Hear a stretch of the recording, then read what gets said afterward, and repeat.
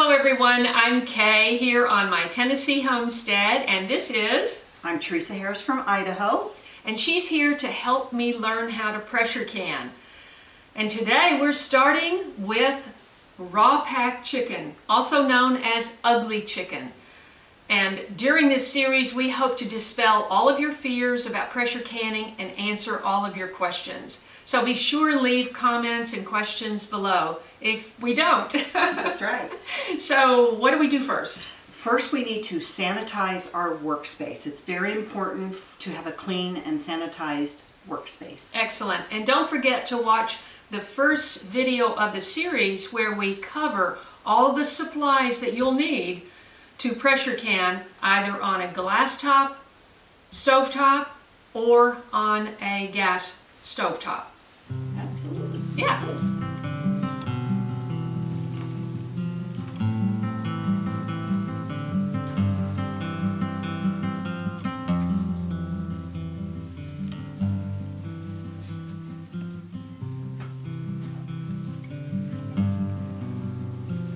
Okay, everything's all clean, and I think now it's time to prep the chicken, right? Yeah, we need to cut up our chicken and get it ready for our canning.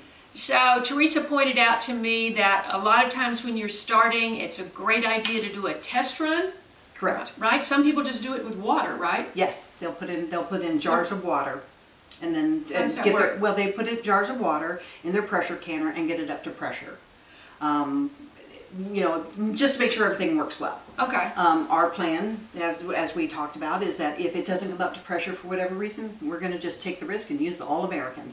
Right. Just be careful. You have to be really careful with the All-American on the cooktop. We pointed this out in the first video. You don't want to crack your glass cooktop and be out of commission cooking.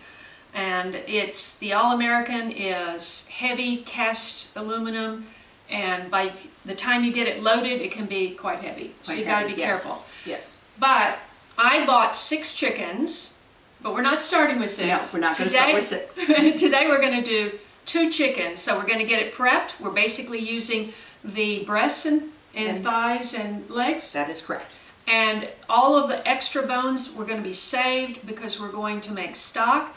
In another video, we're going to make stock and we're going to pressure can that. Yes. So we're going to get the 2 chickens ready and we'll be right back. Absolutely.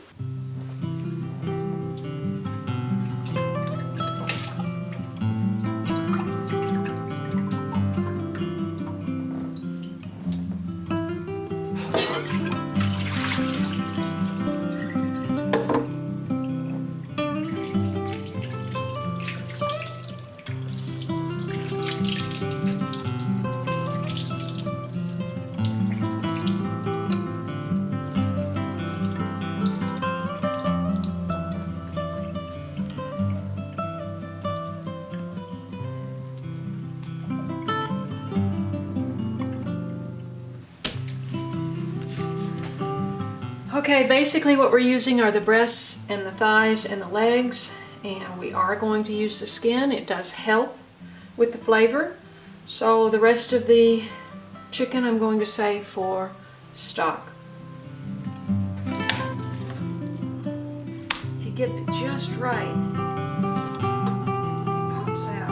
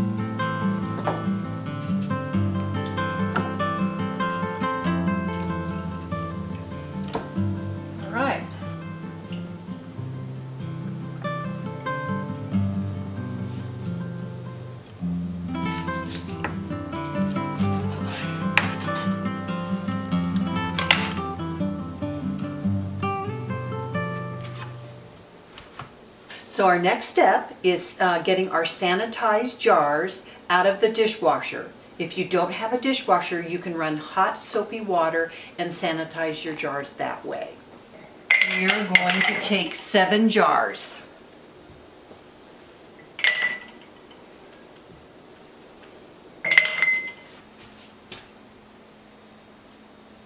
Okay, that was fun, cutting up that chicken. Yeah. Alrighty, we have our chicken ready, and the next step is... Most jars have a rubber seal around them, and to soften them a little bit helps with the sealing process under pressure. So we're heating water, and we're just going to put it in there and let it kind of Just let warm. it get it warm while Not boil it. while we're doing the rest of the thing. So while we're on the lids, I am now a new affiliate for 4 jars, lids, and I will be giving away a box of canning lids, 12 lids and bands. So be sure and leave a comment on the video, and I'll be selecting someone from the comments. Okay, so we have our 4 jars which have an extra bit of metal on them. Yes. And this is a family-owned company, and they're working hard to bring all of their manufacturing to the USA. So that's very exciting, and I'm excited to be affiliated with them. There is a discount code with a link below the video, so be sure and click on that and order some lids. Okay, so now we're just going to set this in here, and this is a really cool little thing that I bought last year. It's a lid separator, so it makes it easy to lift one lid at a time with your magnet thingy. Yeah. And they don't get all stuck together when they're in the pan. So we're just going to set that in there and let the lids warm up. And then the next step is? To fill your canner with cold water 3 inches. 3 inches. Okay, And let's I'm do going it. to move our wonderful sponsor a Okay. little bit forward All right. so that we can And then I'm have going to do this, right? and we're going to put it on this burner. Okay. And we're not turning this on yet Right, because everything is cold, cold, cold. right. The jars are sterilized, but they're cold. Mm-hmm. The canner water is cold, and the product, in this case, the Ugly Future Chicken, is cold. Future ugly chicken Future Ugly Chicken is cold. is cold. That goes back down. That is the rack that keeps the jars from touching the bottom. Now I need 3 inches of water. 3 inches of water. Okay. Can I just use the... It's your back. Oh, let's just do this. It's Yeah. easier. Yeah. What we'll be doing also is taking our jars and moving them closer to our chicken that we have prepped over there. And we will then have Kaye pack it so that she can understand how to pack her chicken in the jars. And the reason, I know Kaye mentioned something about the fat. And the reason we keep the fat on the chicken is because it gives some flavor. I definitely always keep the fat on my... I didn't keep all the fat. That's okay, that's Okay. okay. A little fat is a little flavor. That's how I look at most everything that I can. So in chicken, that flavor is just like putting in broth. Do we need to measure this? Well, you're the one that's going to eyeball it. That's perfect. It looks 3 inches to me. You sure? Oh, yeah, good. There's usually a line, and to be honest with you, I looked for that to see. There's usually like an indentation in it, but I didn't see it on this one, and it could just be that they've stopped putting it in, and my older canners have it. It used to be a marking spot, but no, you've done perfect, because the jars Okay. will also raise the water level up. Well, just to be sure, okay, I'm going to turn the way my the canner's going to be. forefinger up to that wrinkle is 3 inches. You're good. I'm not quite there. Mhm. Oh wait, Yeah, you're good. oh okay. Yes. Because you counted all and that. Yes. Okay.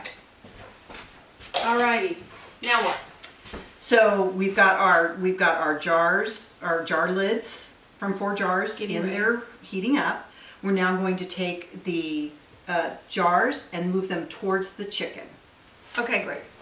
Okay, I am going to raw pack Raw pack. chicken for the very first time. Now she has just pointed out to me that on a leg, sometimes a leg is too long for the pint jar. So We're going to test it first. Go ahead and okay, set one test in it. and see. That was in. Oh, that was but in. But No, it's it'll be not fine. an inch. Because you're only going to get, see how you can get it close to that rim? You're fine. I personally, I know that they stress, but the water in that is going to be less than in a thigh. Okay. But your next one might be too big, but go ahead.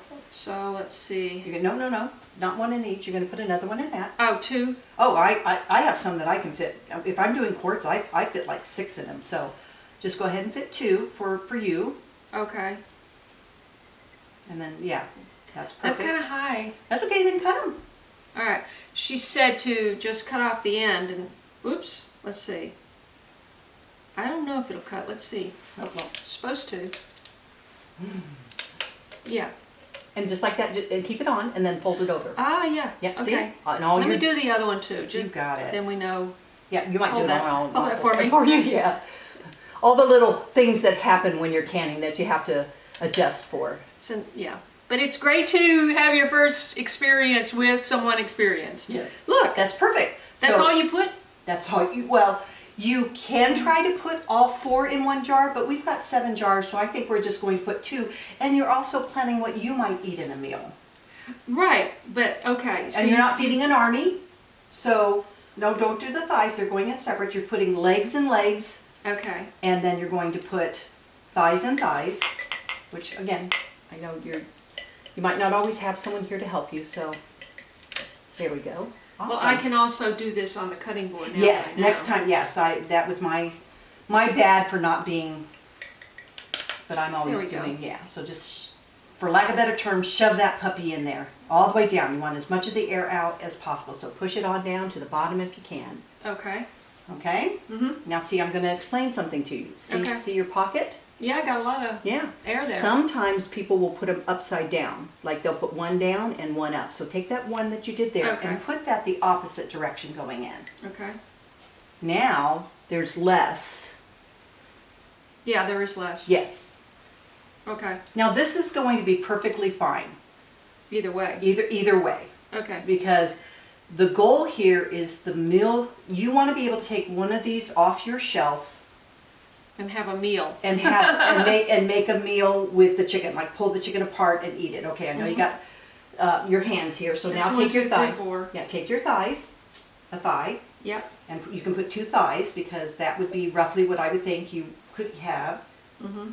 Okay, and I think there's 4 You thighs. don't know me. I don't know. This is a big one. Yeah, Depends that's on how you perfect. cut them. That's perfect, yeah. Okay. All right. And some people are going to say, well, that's way too much headspace. Well, the chicken's going to shrink anyways.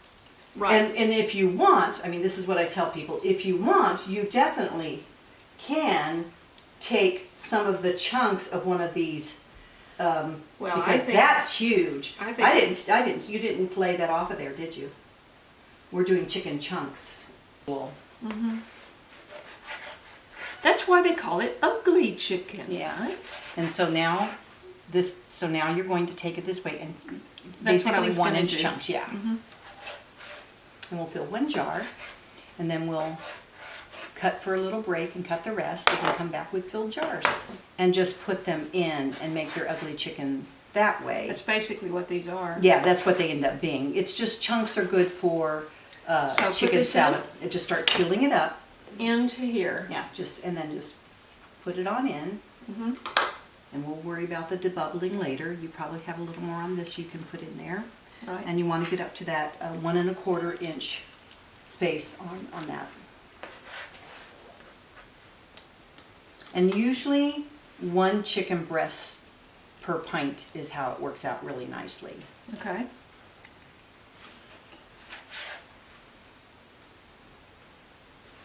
A little bit of this. A little bit of that. That's just your flavor. That's it. Okay. Is that enough? That's actually probably perfect. Okay. Well, that's a lot more than 1.5 inches, but is That's that all okay? right. That's all right. Okay. So now I'm going to just cut this and I'm going to prepare the rest Yes. and then we'll be right back. Okay, I'm learning too, and so I had forgotten to take the breast meat off of the bones and cut it into roughly 1-inch chunks. And so I've got it all cut up now, and I'm going into my last 2 jars. And she pointed out that we can double up the legs, the 4 legs, into 2 jars. Well, 3 legs and 1. Yeah. 3 legs in 1? Okay. Yeah. All right. And then we can top off if we have extra meat, but I think we'll probably... Let me see where we're at Yeah. with this. This is not going to be enough. Okay, so all you need to do is take one of your jars, and we'll just end up with 6. So take one of your jars and fill up your other ones up Okay. to at least this part right here, which is just below the rim. Okay. The meat is going to shrink with cooking, and you're going to also be debubbling, so you'll find yourself sometimes stressing. And here, right? You can do it in any of those 2, yes. It's just going to add more meat for you. Okay. That's good. That's kind of perfect. Yeah, Is that, that's perfect. well, that's a little low. So then so first let's do this. Let's take your debubbler Yeah. and let's debubble. And to debubble... You ready for debubbling? Debubbling. So what we want to do is we want to get as many of the air bubbles. So you just kind of go around. And the reason you debubble, and it's kind of funny that they make you debubble everything, or they tell you to debubble everything, I think to make it a habit, is when you're doing denser foods like soups and pastas and things like that with a lot of product in it, the debubbling helps disperse it. Okay, but I mean, there's air pockets still. There even always though- will be air pockets Okay. in ugly chicken. Okay. It's just a way, I believe, you're going to eliminate a lot of things. Like that one, you're probably not going to have very many at all because we just We shoved push it we push the heck out of it. Yeah. And when and like I said, a pint usually holds about 1 pound Okay. of chicken. Should, yeah. Yeah. Okay.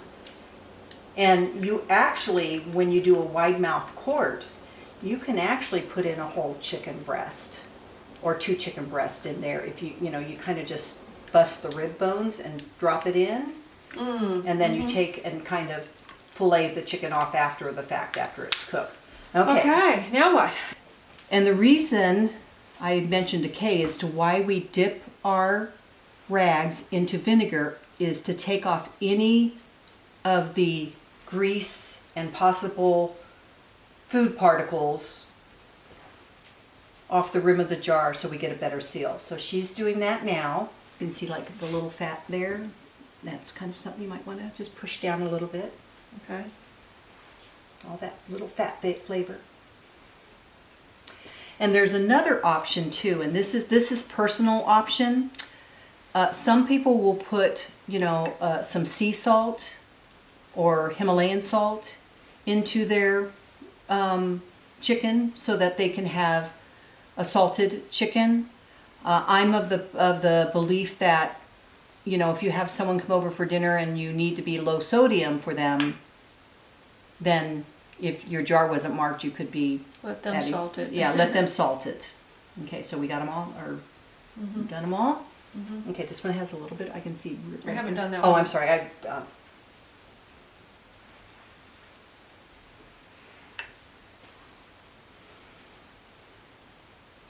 Yeah, I can take it completely out or just, yeah. And a lot of people will like, oh, I can just skip this step. Some people will do it without vinegar, and that's okay too, as long as they're definitely doing the Clean. best they can and having them clean. And this one was done too? Yeah. Okay. Now, this wonderful tool that someone invented to put a magnet on there allows you to take your jars lids that have been heated, bring it on here, and be able to lift that so that you aren't really burning yourself. Okay, and then you would then take go ahead and put them all on, all the ones we have. I love that. I'm going to get one of those. You can find this little gizmo in my Amazon store. Okay, Okay. so you can put that back in the water because now your ring that fits on your wide mouth is a wide mouth, and you're going to do what's called finger tight. Yep. The reason you do finger tight and not yank, yank, yank all the way down is because the pressure is going to make that jar lid go up and down. And eventually when it seals, if you have this too tight, it will buckle the lid. So finger tight. Just, yes. I know on my first time finger tight, I was like, is that finger tight?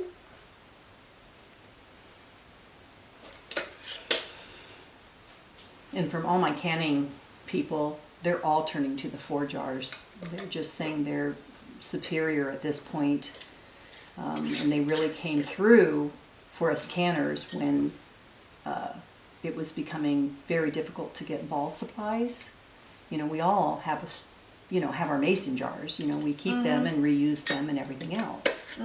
So they really came through for us, and the canning community is stoked about that. Well, I'm stoked. Yeah.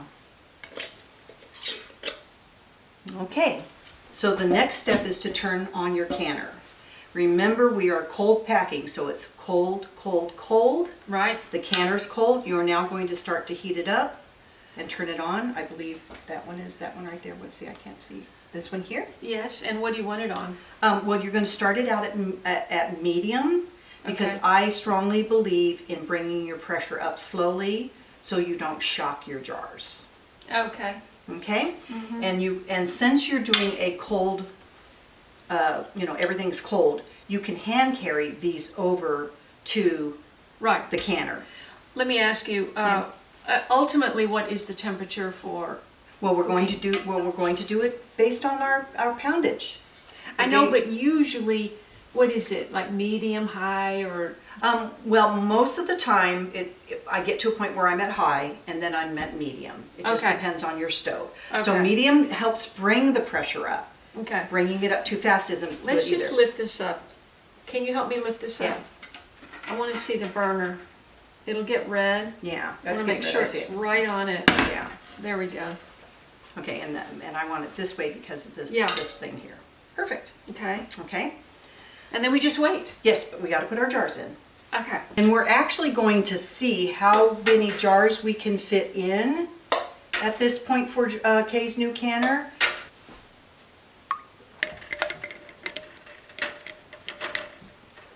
Does that look good? Perfect. So now that I have the jars in the canner, I'm going to put the lid on. Yes. You're gonna show me how to do this? There are arrows, and if you look here, this is one of the arrows. Oh, okay. So, and you'll know. And the reason I'm having you do this is because, oh my gosh, Kay, are you a pro? Now turn it. Arrow. I know. Yeah, I know. Now pull it real good. There you go. Wow. Now we have to wait for that to come up to pressure or come up to venting. Okay. And then when it vents, Meaning yeah, steaming. it's going to steam. Okay. And then when it starts steaming, we're going to time it for 10 minutes. This little thing will probably pop up too. And then we'll get to put our Hang on. Jiggler. jiggler. We're gonna jiggle in about 10 minutes. That's right. This is what you want to look for. You can hold up a canning jar lid and you can see the steam on there. The timer just went off and we're putting on the jiggler. And when our pressure gets up to 11, then we start our timer for 75 minutes? Right, All right, for pints. And then quarts is 90, right? Mm-hmm. Right, okay.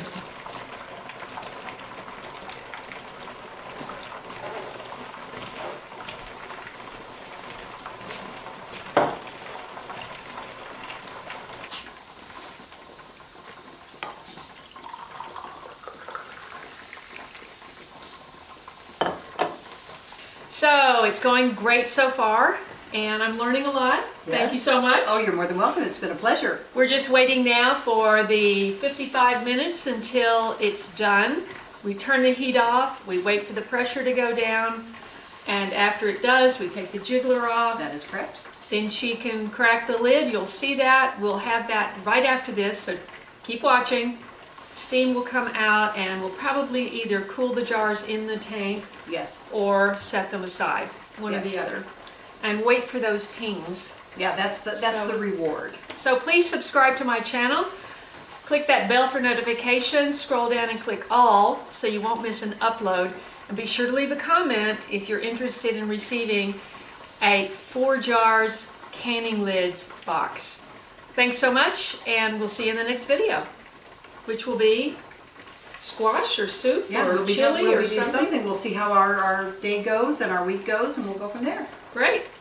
Thanks for watching. Thank you. So we've gone down in pressure, down to 0. I'm going to release my jiggler, which might have been to some people a little early. So after you've had the pressure come down, you've taken off your jiggler, you can hear the canner stop its bubbling. And you turn your canner, and sometimes with newer canners, this isn't wanting to move any farther, so I'm not going to push it. It may have its safety feature on. I'm going to just put it back. And oh, there, that's what I was wanting, is the thing went down. So now I can release it off.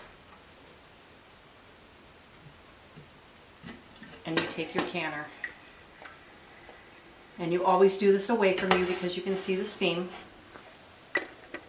You take your grabber, you grab it and see how it's still boiling. That's still an active possibility, I know. And that's why people usually keep them in the canner. We're just doing this for Just one to show. And now that's going to sit overnight for us. Okay. And leave that there. That's still cooking. I know.